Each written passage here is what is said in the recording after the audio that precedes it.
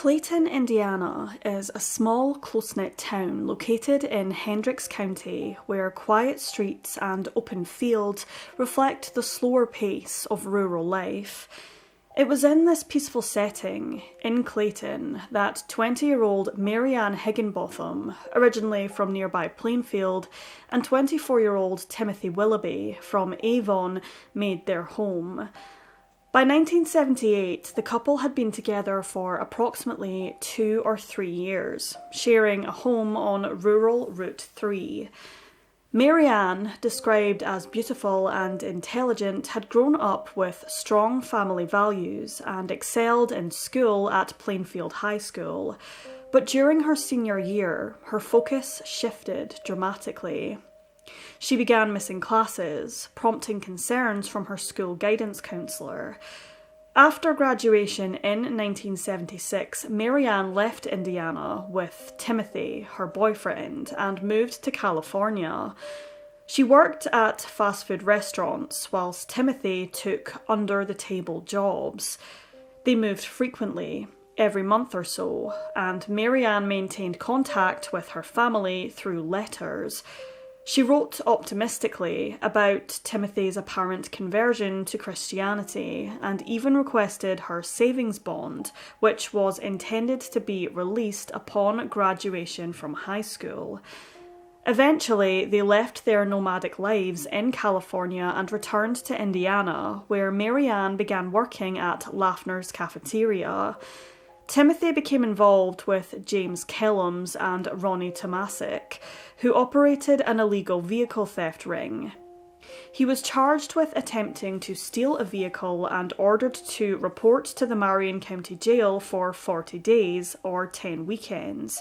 He only appeared thrice and was subsequently wanted for jumping bail. On May 22, 1978, Timothy stole a 1978 Pontiac Grand Prix from the Lafayette Square parking lot and was instructed by Kellums and Tomasic to strip it for parts and torch the vehicle to cover their tracks. Instead, however, Timothy kept valuable parts for himself and set the car alight down a country road near his home. A neighbour reported the fire, and law enforcement followed drag marks in the dirt road directly to Timothy and Mary Ann's driveway. A search warrant was then issued, and police found the stolen parts in their attic. The following day, an arrest warrant was issued for Timothy Willoughby for theft and arson. 16 days later, on June the 6th, 1978, Mary Ann vanished, as did Timothy Willoughby. When Mary Ann missed 3 consecutive days of work, concerned co-workers contacted the Plainfield Police Department on June the 11th to report her as missing. Though she was a quiet individual, she was hard-working and considerate. She never would have failed to inform her employers if she was unable to attend work for whatever reason. At the time, her parents, who lived north of Brooklyn in Morgan County, were away on vacation. Later that same day, at around 10:22 p.m, a man called the police department and told the operator that Mary Ann had a habit of disappearing, giving her parents' current address. It remains a mystery as whether that caller was Tim Willoughby, the only known person at the time who would have had access to that particular information. Newspapers at the time, however, did claim that the caller was him. Mary Ann's co-workers knew this behaviour was completely out of character for her. Upon returning from vacation, the Higginbothams called the police to report their daughter as missing. According to the Charlie Project, Mary Ann's family were, quote, unconcerned by her sudden disappearance, as she and Tim often moved from place to place, and no missing persons report was filed for her at the time. But Mary Ann's best friend from high school, Donna McIntyre, claimed in a Facebook post that this was not the case at all, and that her family tried to file a missing persons report right away, but were initially turned away because Mary Ann was an adult and could leave of her own free will. Mrs. Higginbotham had to publicly deny that she failed to file a missing persons report immediately in the media. Law enforcement speculated that Mary Ann might have been travelling around on Tim's motorcycle, but her mother's intuition told her otherwise. She feared her daughter was in real danger. Mrs. Higginbotham and her husband Robert never accepted the relationship between Mary Ann and Tim due to his extensive criminal record.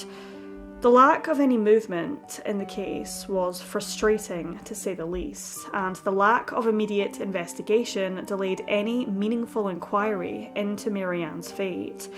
Weeks turned into months, and authorities were no closer to finding out where Mary Ann or Timothy were. In the winter of 1978, Indiana was hit by a severe blizzard, dropping over 26 inches of snow. As spring arrived in 1979, thawing snow caused rivers and gravel pits to overflow. On June the 4th of 1979, an 18-year-old man found a 55-gallon barrel welded shut on a sandbar off White Lick Creek near Sycamore Lane in Mooresville, Morgan County, Indiana, close to where he resided.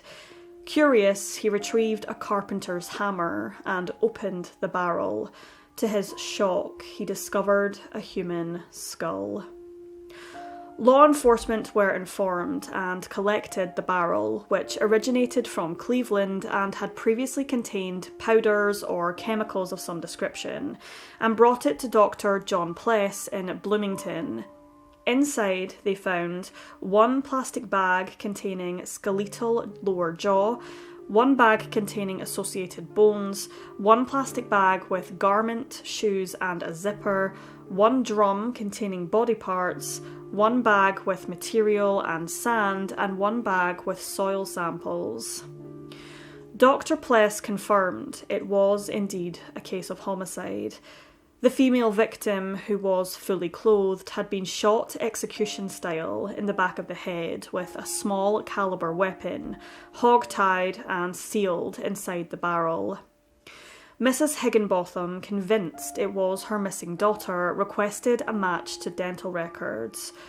Her hunch was correct, as dental records confirmed the woman to be her missing daughter, Mary Ann. Where her body had been found in the barrel was merely 3 miles away from where her parents lived. At first, suspicion naturally fell on Timothy Willoughby, who was still missing at this time. Authorities considered the possibility that he had slain her and gone into hiding. Tim had experience as a welder, therefore could have easily sealed the barrel which contained Higginbotham's remains. However, there was no concrete evidence to support either of these theories, and there had been no known issues in their relationship. This is disputed, however, in an article from the Indianapolis Star, in which a neighbour claimed that Willoughby had, quote, beaten Mary Ann on several occasions. He was never officially named a suspect, nor were any warrants issued for his arrest. Several searches were conducted for Willoughby, including extensive searches in the creek area where Mary Ann's remains were found, but sadly without any success. In 1983, an informant provided a breakthrough, none other than the ex-wife of one of Willoughby's employers, Karen Tucker. According to her, James Kellums and Ronnie Tomasic murdered Mary Ann. She spoke about the murder and how she washed the killer's blood-soaked clothes and cleaned blood from Mary Ann's rings. She claimed the homicide was planned because Timothy had become a liability, stealing from their operation and potentially drawing police attention. Authorities believed Willoughby may have had information that threatened this operation, though they did not think that Mary Ann was involved in any criminal activities herself. State Police Detective Kenneth York said in an article published in the Indianapolis News, quote, We believe she, Marianne, was just in the wrong place at the wrong time. It seems she was killed to cover a trail because of what she might have known. Karen also alleged during her testimony that Timothy was murdered the same night as Marianne and that both bodies were disposed of separately. To this day, Tim's body has never been found. His sister had added him to the NamUs database in 2014, and DNA samples were submitted for potential matches to unidentified remains. Thus far, no matches have been found. Years later, Donna McIntyre, Marianne's best friend and lifelong advocate, visited the Hendricks County Courthouse and was stunned to find that all they had on file was 2 partial microfilms showing warrants for DNA swabs issued in 2013. During a meeting with cold case detective Pat Bowman, they were informed that the DNA markers recovered from the barrel pointed only to an unknown male, not a definitive match to any suspect. It was also discovered that back in 1979, just days after the barrel was found, someone anonymously alerted police to personal belongings belonging to Mary Ann dumped alongside a road. The items included her checkbook and Lafner's cafeteria employee tag, which were confirmed to belong to her by her mother. Who kept those items for a year and then left them there remains a mystery. On August the 6th, 1983, Indiana State Police indicted James Kellums and Ronald Tomasic for double murder. Tomasic asked for a speedy trial, but this could not be met. Therefore, he was released from custody without bond after the 70-day limit for a speedy trial request had passed. It was far from easy to track Kellums down too, as he had been using an alias with false documentation. But after being apprehended a few months later following a tip-off regarding his whereabouts, he too was also released. No one was ever convicted due to lack of evidence, and unfortunately, the prosecutor dropped the murder charges against Kellums and Tomasic, even though they later referred the case to the Indiana State Police so that they could reopen the investigation. Over time, both suspects passed away. Kellums on February the 25th, 2019, and Tomasic on February 2nd of 2025. With the suspects now deceased, hope remains that someone may finally feel safe enough to come forward with information.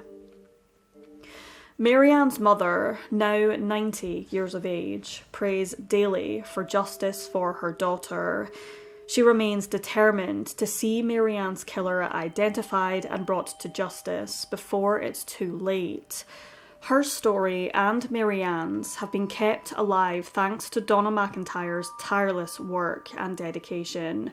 Donna continues to post about Marianne's death across social media in the hopes to raise awareness about her case.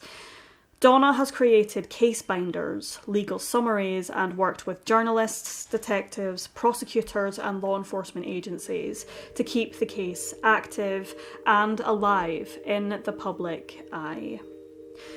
To this day, Timothy Willoughby's body has never been found, and no one has been held accountable for Marianne's murder.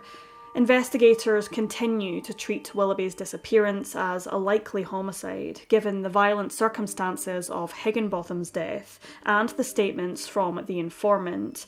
However, there is still the possibility that Willoughby is still alive today, possibly as a fugitive. If Timothy Lee Willoughby is still alive, he would be 71 years old. He's described as a Caucasian male with brown hair and green eyes, standing between 5 foot 10 inches tall and 6 feet tall and weighing approximately 160 to 170 pounds. He notably had a tattoo on his shoulder, reading the name Anne in small letters.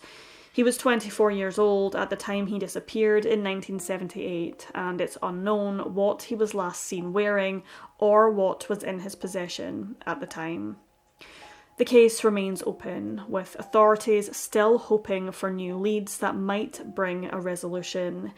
It stands as a grim reminder of how easily justice can be delayed or denied, and how secrets buried deep can haunt families and communities for decades. Mary Ann Higginbotham's memory lives on through the continued efforts of those who loved her. She will never be forgotten. Those with any information regarding this case are urged to contact Indiana State Police at either 317-899-8577 or 800-582-8440.